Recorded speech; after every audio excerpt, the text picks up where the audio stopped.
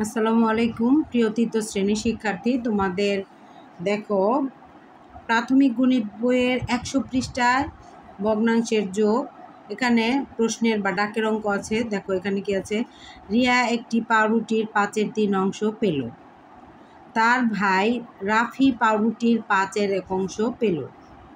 তারা দুজনে একত্রে পাউরুটির কত অংশ পেল? এখন দেখো আমি এটা কিভাবে করেছি। এটা যোগ হবে অবশ্যই, দুইজনে একত্রে বলেছে, তার মানে দুইজনে একত্রে কত যোগ হবে। এখন দেখো আমি কিভাবে লিখেছি এটা।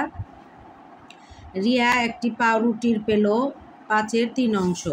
এখান থেকে কিন্তু আমি নিয়েছি, এই যে রিয়া একটি পাউরুটির পেল 5-এর 3 অংশ, ঠিক আছে। রাফি একটি পাউরুটির পেল 5-এর 1 অংশ, 5-এর 1 অংশ, এই যে 5 ভাগের 1 অংশ। সুতরাং তারা দুইজনে একত্রে পাউরুটির পেল। তাহলে এটা দুইটা যোগ করব, 5/3 যোগ 5/1 ব্র্যাকেট দিয়ে আমি অংশ লিখেছি। এখন দেখো 5 আর 5-এর লসাগু আমি এখানে করেছি। এই 5 এবং 5কে এই 5 দিয়ে আমি অন্য কোনো সংখ্যা দিয়ে যাচ্ছে না, এজন্য আমি 5 দিয়ে ভাগ করব। 5 একে 5, 5 একে 5, তাহলে লসাগু কত হলো? 5 একে 5, 5 একে 5, অর্থাৎ 5 হলো। আর যেহেতু তোমরা ছোট এখনও ওইভাবে বুঝতে পারবে না, এজন্য সহজভাবে নিচে হর যদি একই থাকে তাহলে ধরো এখানেও 5 এখানেও 5, এজন্য তোমরা এখানে 5 লিখে দিবে, ঠিক আছে।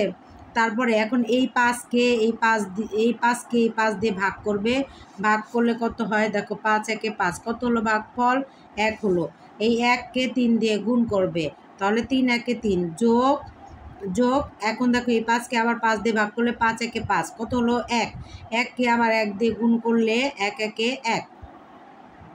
এখন সহজভাবে আবারও বলি, এখানে তোমরা আমি যেভাবে বললাম নিয়মটা হচ্ছে এভাবে, কিন্তু তোমরা সহজভাবে লিখবে। 5 আর 5-এর লসাগু কত হবে? এই নিচে লিখবে, দাগ দিয়ে নিচে লিখবে 5। এখন উপরে কাছে 3ই লিখবে, যোগ 1-এর 1 লিখবে। এখন দেখো নিচে 5-এর 5ই লিখবো আমি, সমান চিহ্ন দিয়ে একটা দাগ দিব, দিয়ে নিচে 5 লিখবো, আর উপরে এই 3 আর 1 যোগ করবো। 3 আর 1 কত? 4, তাহলে 5/4 অংশ। উত্তর 5-এর 4 অংশ। তারা দুজনে একত্রে পাউরুটিগুলো 5-এর 4 অংশ, ঠিক আছে। এখন আরও ভালো করে দেখো, এই 5 আর 5-এর লসাগু বের করবে, 5 হবে। এই হর দিয়ে এই লসাগুকে কি করবে তুমি, এই যে ভগ্নাংশের এখানে এই হরটাকে ভাগ করবে, তাহলে 5 একে 5, 1 হবে ফল। ওই 1কে এই উপরের লব দিয়ে গুণ করবে, তাহলে 1, 3 একে 3 যোগ, আবার এখানে কত হবে? 5 একে 5, ওই 1কে আবার 1 দিয়ে গুণ করলে 1 একে 1, ঠিক আছে। এখন এই যে নিচে 5-এর 5ই থাকবে, আর 3 আর 1-এ 4, এভাবে তোমরা করবে। উত্তর 5-এর 4 অংশ। এবার দেখো এখানে দেখো আছে 100 পৃষ্ঠার যে 1 নং, দেখো জাহিদের গণিতের বাড়ির কাজ শেষ করতে সময় লাগে 5-এর 2 ঘন্টা, অর্থাৎ 5/2 ঘন্টা, এবং ইংরেজির বাড়ির কাজ করতে সময় লাগে 5-এর 3 ঘন্টা। এই দুই বিষয় বাড়ির কাজ করতে তার কত ঘন্টা সময় লাগে? তাহলে এটা অবশ্যই যোগ হবে। এখন এভাবে আমি লিখব, দেখো জাহিদের লিখে কমা দিলাম, দিয়ে আমি লিখব গণিতের বাড়ির কাজ করতে সময় লাগে 5-এর 2 ঘন্টা। এই যে এখান থেকে কিন্তু আমি দেখে দেখে লিখবো, গণিতের বাড়ির কাজ করতে সময় লাগে 5-এর 2 ঘন্টা। তারপরে ইংরেজির বাড়ির কাজ করতে সময় লাগে 5-এর 3 ঘন্টা। এই যে দেখো এখানে লিখেছি ইংরেজির বাড়ির কাজ করতে সময় লাগে 5-এর 3 ঘন্টা, অর্থাৎ 5/3 ঘন্টা।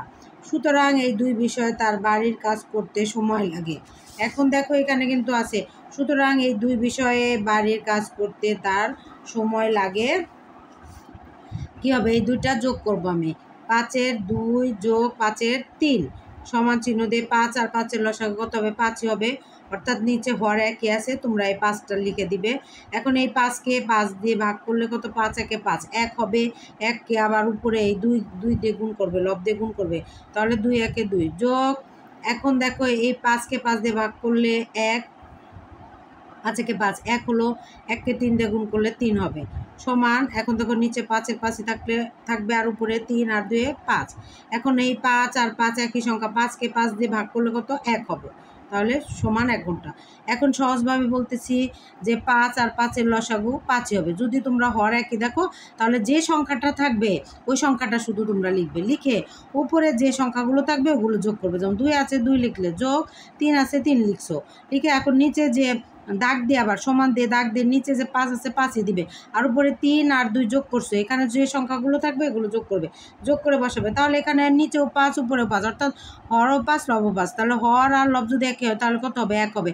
অর্থাৎ এই 5-কে 5 দিয়ে তুমি ভাগ করবে, ভাগ করলে অর্থাৎ এই 5-কে 5 দিয়ে তুমি ভাগ করলে কত হবে? 1। 5 একে 5, 1 হলো 1 ঘন্টা। উত্তর কি হবে? 1 ঘন্টা। তো আশা করি তোমরা বুঝতে পেরেছো। ভালো থাকবে সবাই। পরবর্তী ভিডিও দেখার জন্য আমন্ত্রণ রইল। আল্লাহ হাফেজ।